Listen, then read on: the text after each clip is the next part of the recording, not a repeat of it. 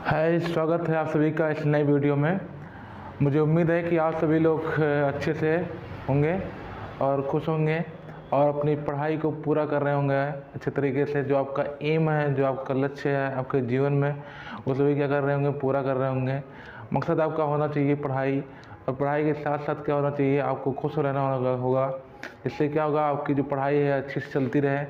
तो मैं भी आशा करता हूँ कि आप सभी लोग अच्छे होंगे और कहीं ना कहीं आप जो है पढ़ाई को अपना पूरा कर रहे होंगे।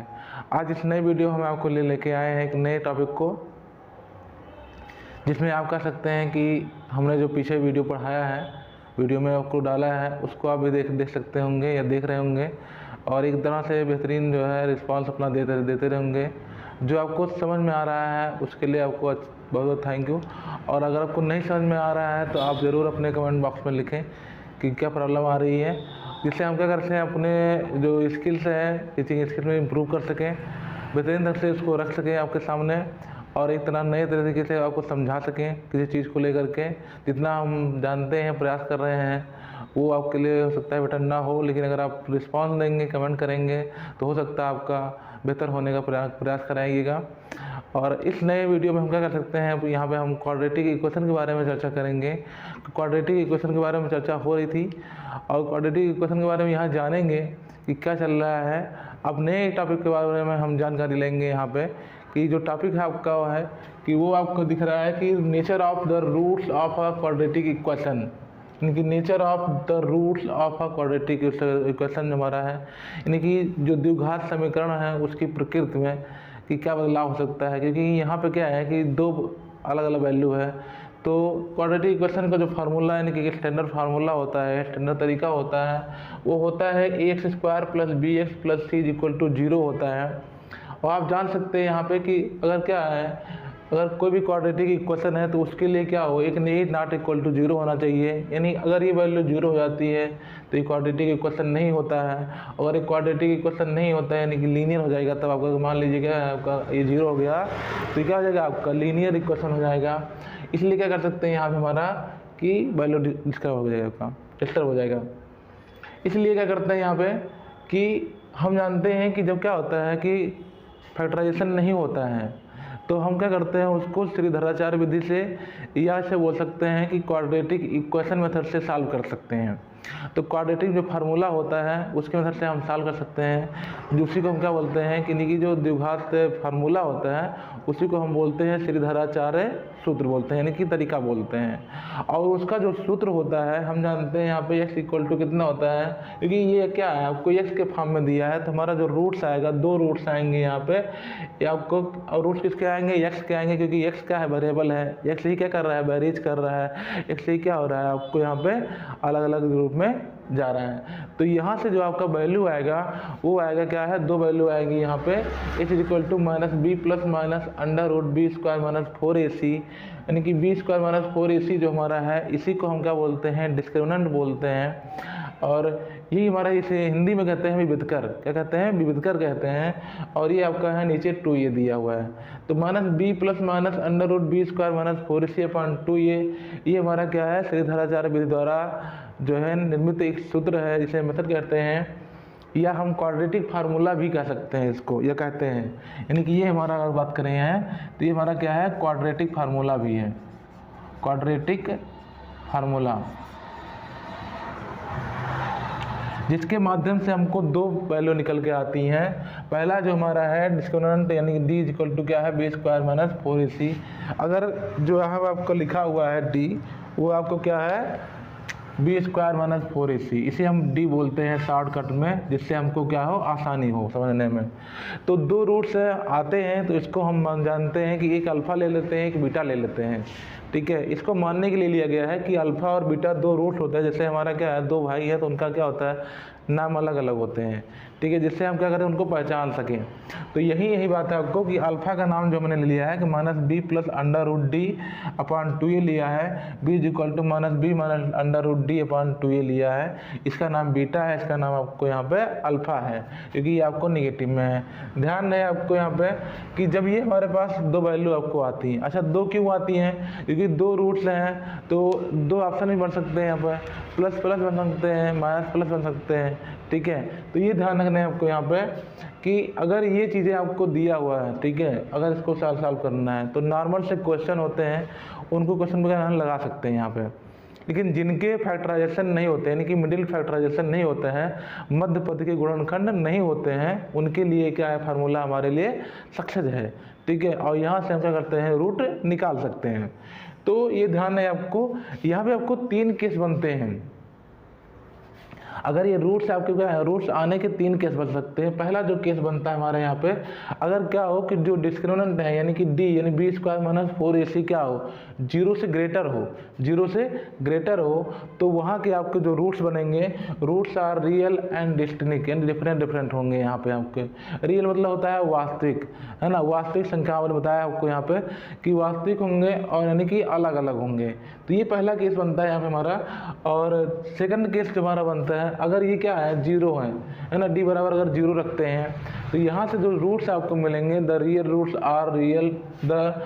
आर रियल एंड इक्वल, दो रूट्स मिलेंगे लेकिन क्या होंगे, आपको इक्वल होते हैं। थर्ड केस जो बनने वाला है हमारा यहाँ पे, वो 0 से लेस होगा, यानी कि 0 से छोटा होगा। तो roots are imaginary no real roots, यानी इमेजिनरी होता है काल्पनिक संख्या। जो काल्पनिक संख्या होता है आपको आगे क्लास में पढ़ाया जाएगा, a + ib के रूप में होता है, a + ib के रूप में होता है। ये हमारा हो गया a + ib के रूप में, ठीक है।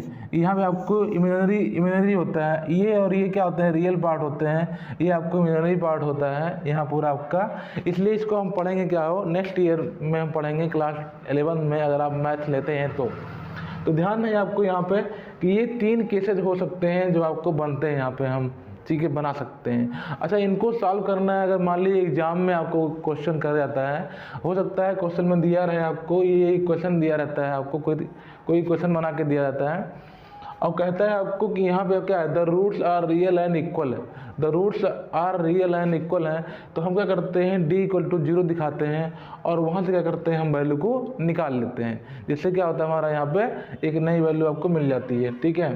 तो ये आपको नोट कर लीजिएगा, स्क्रीन आउट कर लीजिएगा, जिससे क्या होगा, आपको समझने में आसानी हो।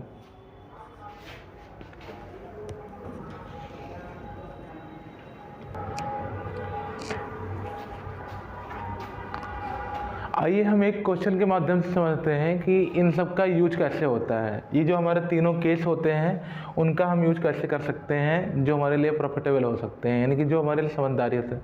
इनका मतलब क्या है, अगर हिंदी माध्यम बात करें हम यहाँ पे, तो इसे डी जो होता है हमारा विविधकर कहते हैं यहाँ पे हमारा, और विविधकर का मान यही होता है, ठीक है, विविधकर।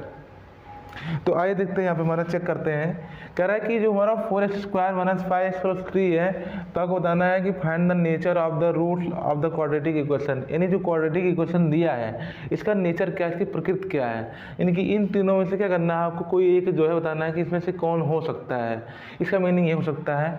तो अगर आपको इसको चेक करना है तो हम क्या करते हैं यहाँ पे कि जो हमारे पास ये इक्वेशन है, ठीक है, इसकी तुलना क्या करते हैं हम, जो स्टैंडर्ड इक्वेशन है क्वाड्रेटिक इक्वेशन का, उसको क्या करते हैं, चेक करते हैं। अगर हम बात करें तुलना करेंगे यहाँ पे कि ax² - bx + c = 0 से क्या करते हैं, तुलना, ठीक है, क्या करेंगे, कंपैरिजन करेंगे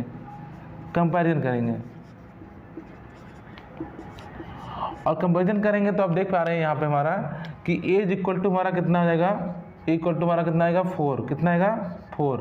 अगर आपको ना समझ में आता है तो आप क्या कर सकते हैं कि एक पार्ट को जो है ये पार्ट इसके इक्वल कर दीजिएगा, ये पार्ट इसके इक्वल कर दीजिएगा और ये पार्ट क्या करते हैं, इसको इक्वल कर दीजिएगा, अपने आप का उधर क्लियरिटी आ जाती है। ये आपका 0 है ही। तो हम देखते हैं यहाँ पे ax² है कितना हमारा 4x² है। आप देख पा रहे हैं यहाँ पे कि ये क्या हुआ, अगर इसके साथ कैंसिल हो गया तो यहाँ a कितना आया, 4, कितना आया, 4 आया। अगर बात करें हम यहाँ पे आपको bx देखेंगे हमारा यहाँ पे -5x आया, तो क्या करेंगे आपको यहाँ पे कि x से x क्या हो गया, कैंसिल हो गया, b कितना है, 5 आ गया आपका। यह हमारे पास क्या है C, तो C इज इक्वल टू हमारा कितना है यहाँ पे 3 है, कितना है 3, C इज इक्वल टू हमारा कितना है 3। तो आप देख पा रहे हैं A इज इक्वल टू 4 आया, B इज इक्वल टू कितना है -5 आया, C इक्वल टू कितना आया 3 आया। अब क्या करते हैं यहाँ पे हमारा कि जो हमारे पास D है, ठीक है, D को लगाते हैं। अब देखिएगा हमारा अगर आपको नेचर पता करना है ना, तो क्या करेंगे आपको D है ना, D इज इक्वल टू हमारा कितना होता है 0 होता है। हम इसको लगते हैं यहाँ पे हमारा।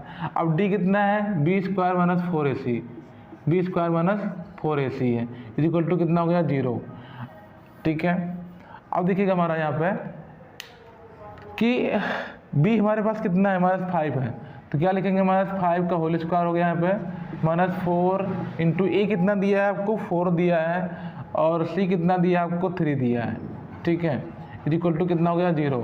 तो आप देखिए कितना 25 हो गया हमारा यहाँ पे, माइनस कितना हो गया 4 4 16 16 कितना हो गया 48, ठीक है। आप देख पा रहे हैं यहाँ पे हमारा वैल्यू है।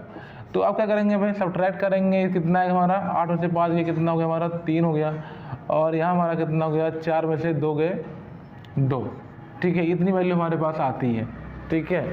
तो कहीं ना कहीं हमारा क्या है, अब फिर ये देखिएगा नेगेटिव है कि पॉजिटिव है, तो ये वैल्यू क्या है हमारी, ये पॉजिटिव तो है बट क्या है छोटी है, ये हमारा क्या है नेगेटिव है बट क्या है बड़ी है। तो हम क्या करते हैं साइन उसी का लेते हैं जिसकी वैल्यू क्या होती है बड़ी होती है। तो साइन हमने क्या ले लिया नेगेटिव। अब ये क्या है 0 के इक्वल है कि नहीं है, 0 के इक्वल नहीं है, ये क्या है 0 से लेस है, 0 से लेस है ना, 0 से भी लेस वैल्यू है आपको यहाँ पे। तो 0 से लेस वैल्यू है, तो एक पता देख सकते हैं हमारा क्या है 0 से लेस है। अगर 0 से हमारा लेस होता है तो हम जानते हैं कि इसके कोई रियल रूट्स नहीं मिलते हैं, यानी ये क्या हो जाएगा हमारे, इसके हमारे क्या होंगे इमेजिनरी रूट्स हो जाएंगे। क्या हो जाएंगे इमेजिनरी रूट्स हो जाएंगे, इमेजिनरी रूट। आगे क्या मिलेंगे आपको काल्पनिक जो है मूल मिलेंगे, यानी कि कोई भी वास्तविक रूल नहीं मिलने वाला है। तो इस तरह हम कर सकते हैं यहाँ पे हमारा इन तीनों का यूज कर सकते हैं। अगर आपका क्या है यहाँ पे हमारा कि 0 के इक्वल आता है तो हमारा क्या होंगे इक्वल एंड रियल रूट्स मिलेंगे। अगर आपको क्या है हमारा 0 से ग्रेटर आता है आपको तो रियल मिलेंगे, लेकिन क्या होंगे आपको अलग अलग मिलेंगे। इस तरह हम क्या कर सकते हैं इस क्वेश्चन को लगा सकते हैं, इस तरह हम जो है इसका यूज हम जान सकते हैं।